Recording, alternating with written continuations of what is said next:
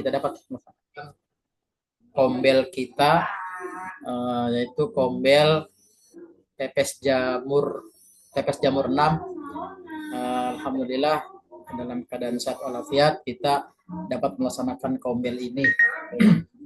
Baik, langsung saja saya akan kirim materinya.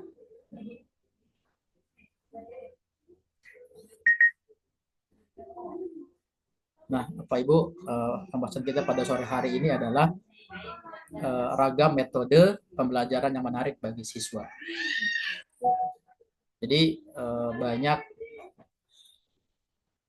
sebenarnya banyak cara atau metode-metode yang bisa kita ajarkan untuk para didik kita yang bisa kita terapkan di kelas. Yang mana pembelajaran ini insya Allah akan membuat guru dan juga anak-anak akan menjadi lebih nyaman atau lebih lebih menarik untuk diterapkan sehingga siswa tidak bosan dan jenuh.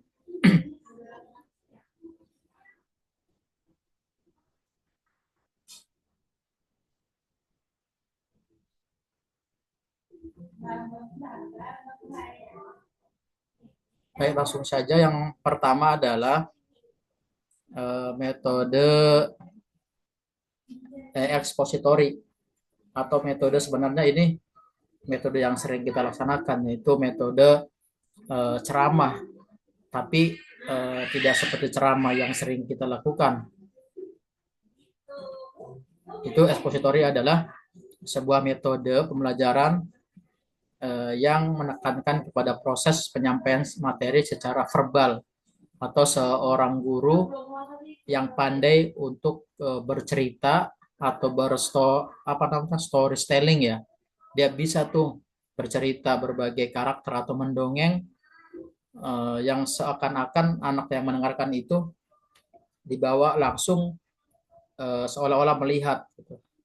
Nah, ini biasanya digunakan untuk pelajaran-pelajaran yang bersifat fakta-fakta atau sejarah. Kemudian strategi metode ekspositori adalah strategi pembelajaran yang menekankan pada proses penyampaian materi secara verbal. Tadi ya, seorang guru itu harus bisa bercerita yang baik sehingga pembelajaran berlangsung dengan mudah. Cuman kelemahannya biasanya kalau metode ekspositori ini diterapkan, kalau yang gurunya tidak bisa bercerita, tidak bisa menguasai kelas, maka kelasnya akan bubar gitu, atau anak-anaknya akan cepat bosan. Nah, yang kedua adalah metode CTL atau pembelajaran kontekstual teaching and learning. Suatu metode pembelajaran yang menekankan kepada proses keterlibatan siswa secara penuh untuk menemukan materi yang dipelajari. Nah, misalnya nih, dalam kelas 2 kan misalnya ada materi sampah organik dan anorganik. Nah, maka seorang guru nih, biar lebih paham lagi, maka sealangkah baiknya guru itu menerapkan langkah-langkah atau memilih metode CTL. Cara-caranya yang pertama, jadi guru-guru, teman-teman bisa nih menggunakan metode ini. Jadi kita masukkan dalam RPP nih, langkah-langkah metode CTL ini dimasukkan ke dalam RPP yang kita bikin atau modul ajar yang kita bikin. Yang pertama, guru menjelaskan komponen yang mesti tercapai. Kita jelasin tuh, sebelum kita belajar, anak-anak, hari ini kita akan belajar sampah organik dan anorganik.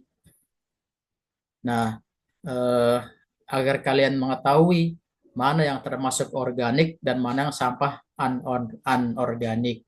Kemudian guru menjelaskan prosedur CTL siswa dibagi menjadi beberapa kelompok. Nah, setelah guru menjelaskan komponen yang harus dicapai, kemudian guru membagi kelompok. Misalnya kelas 2 ada 30 siswa.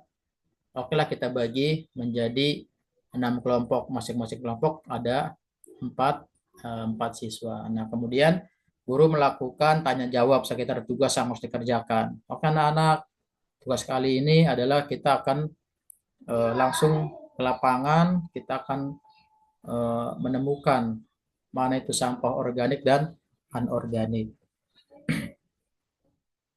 Ini kan pendahuluannya. Kemudian yang intinya adalah siswa melakukan observasi ke lembaga sekolah atau ke lapangan atau tempat tujuan. Kita cari tuh di situ sampah, nyari sampah. Atau kita bawa anak-anak ke pasar atau kita bawa anak-anak ke bawah gitu ke sekolah ke tempat sampah. Nah, kemudian siswa mencatat hal-hal yang mereka temukan di lapangan tadi. Oh, ini sampah organik, oh ini sampah organik. Gitu, langsung. Kemudian ketika siswa sudah selesai melaksanakan di lapangan, nah, tugas siswa dalam kelas sebagai berikut. Nah, setelah selesai itu, habis nyari sampah, baru diskusi hasil temuan. Kemudian melaporkan hasil diskusinya, dan setiap kelompok menjawab pertanyaan yang diajukan oleh kelompok lain. Nah, dengan metode CTL ini biasanya anak-anak lebih lebih tertarik. Kenapa kan dibawa keluar-keluar tuh anak-anaknya. Jadi secara otomatis pembelajaran menjadi lebih menarik. Oke, selanjutnya metode example non example. Yang pertama, guru mempersiapkan gambar-gambar. Nah, misalnya nih kelas 1 biasanya kan mau mau metode apa nih materi apa nih? Kita siapin tuh gambar-gambarnya. Kita pakai aja metode example non example. Kemudian guru setelah menyiapkan gambar, guru menempelkan gambar-gambar di papan tulis, siapin. Kemudian guru memberikan petunjuk dan peluang kepada siswa dalam rangka menganalisis gambar. Dengan guru, ayo memberikan petunjuk dan peluang siswa. Oke anak-anak, ini gambar apa ya? Coba diperhatikan gambar ini. Nah, kemudian guru membuat kelompok yang terdiri atas 2 sampai 3 siswa bisa melakukan diskusi dan analisis mengenai bagian yang merupakan contoh dan bukan contoh, kemudian mencatat hasilnya. Nah, jadi setelah siswa itu dibentuk per kelompok, nah kemudian masing-masing kelompok disuruh menganalisis misalnya nih, mana di antara gambar ini misalnya yang termasuk hewan herbivora tuh. Ya bisa tuh menganalisis, oh ini bukan, oh ini iya termasuk kayak gitu. Kemudian setelah kelompok diberi kesempatan membacakan hasil diskusinya. Jadi setelah mereka menganalisis, menulis, nah baru mereka menyampaikan diskusinya, hasil diskusinya tadi tuh. Kemudian guru mengomentari dan memberi penjelasan mengenai materi sesuai dengan tujuan yang dicapai. Langsung saja, kemudian metode STAD atau metode STEAM Assessment Division. Yang pertama, guru membentuk 4-5 anggota kelompok secara random. Kemudian guru menyampaikan pelajaran. Kemudian 3, guru memberikan tugas kepada kelompok untuk dikerjakan anggota yang sudah paham. Jadi gini, guru memanggil nih ketua kelompoknya, dipanggil, dijelasin tuh sama guru. Nah, kemudian ketua kelompok tadi pergi ke kelompoknya masing-masing untuk menjelaskan apa yang mereka udah dikasih tahu sama sama guru gitu. Kemudian guru memberikan kuis atau pertanyaan kepada siswa. Saat menjawab, siswa tidak diperkenankan lagi saling membantu. Kemudian evaluasi dan kesimpulan. Dan kemudian ada metode jigsaw. Yang pertama, membentuk kelompok 4 siswa. Setiap orang pada tim mendapatkan tugas yang berbeda-beda. Yang ketiga, setiap tim diberi materi yang ditugaskan. Yang keempat, anggota tim yang berbeda bertemu dengan dalam kelompok baru untuk mendiskusikan subbab mereka. Jadi gini, kita udah bikin kelompok nih, masing-masing kelompok itu menugaskan satu orang ke tim yang berbeda gitu untuk membahas subnya, apa nih materi apa yang dibahas nih. Nah, kemudian utusan tadi menyampaikan lagi kepada anggota kelompoknya. Terus begitu. Jadi masing-masing kelompok bisa mengetahui dari penjelasan materi dari masing-masing kelompok. Dan yang terakhir, materi atau metode snowball throwing. Ini yang sering saya pakai biasanya di kelas itu, pakai snowball throwing. Kenapa? Karena ini pasti membuat siswa ricuh dan membuat siswa senang gitu. Jadi pertama, saya menjelaskan dulu nih, saya jelaskan materi yang saya ajarkan, kemudian saya membuat eh, kelompok belajar. Kemudian ketua grup akan menjadi pemimpin dan melaksanakan diskusi sembari menerangkan materi. Selanjutnya, jadi habis saya jelasin, kemudian dibikin kelompok. Nah, kemudian kelompok tadi itu berdiskusi tentang materi apa yang sudah saya sampaikan. Nah, kemudian masing-masing siswa menulis soal tuh, menulis soal. Biasanya saya suruh satu siswa satu soal. Nah, kemudian kertas yang soal tadi itu dibikin bal gitu, dibikin bola salju, snowball throwing, dibikin bola salju yang di dalamnya ada soalnya. Kemudian soal tadi itu dilemparkan. Misalnya nih si siapa ya, si Alam. Alam bikin soal nih, bikin soal, kemudian soalnya itu dilemparkan ke siapa tuh namanya? Misalnya ke Maria. Nah, maka Maria harus jawab soalnya Alam. Nah, si Maria juga lemparin lagi tuh ke siapa yang dia mau. Nah, kemudian dia harus menjawab soal yang dari Maria. Nah, tentu pembelajaran snowball throwing ini membuat siswa, ya saya rasa tidak akan bosan. Kenapa? Karena masing-masing pada bergerak aktif gitu. Baik teman-teman, udah thank you, udah terima kasih. Saya juga materinya uh, ya mungkin nggak lama sih. Tapi kalau kita terapkan untuk lebih jelasnya, nanti materi ini saya share ke grup. Silakan untuk diterapkan dalam pembelajaran sehari-hari. Jadi udah ada langkah-langkahnya, tinggal langkah-langkah ini kita kopas, kita masukkan ke dalam RPP.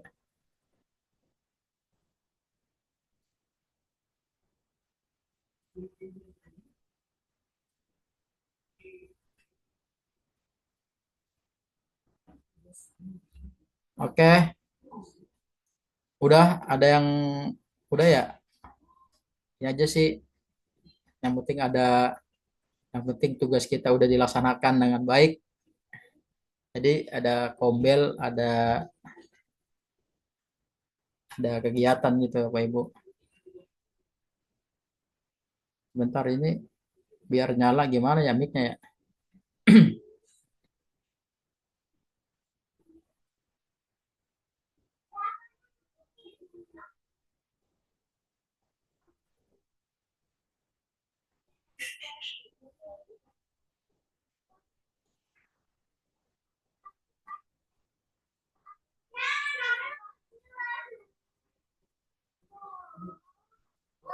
Halo Bapak Ibu, ini gimana ya biar mic-nya pada nyala.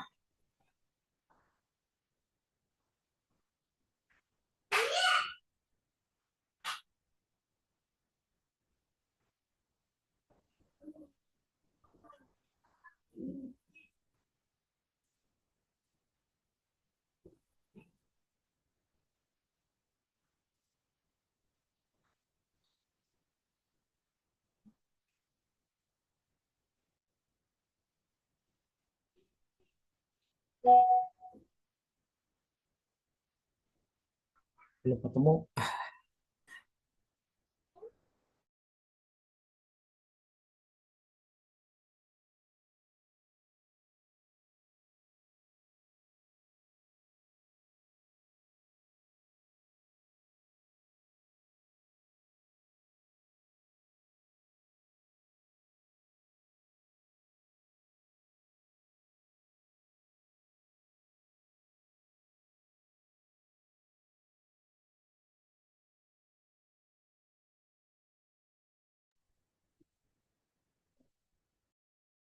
Ya, kalau nggak ada kita sudahi saja.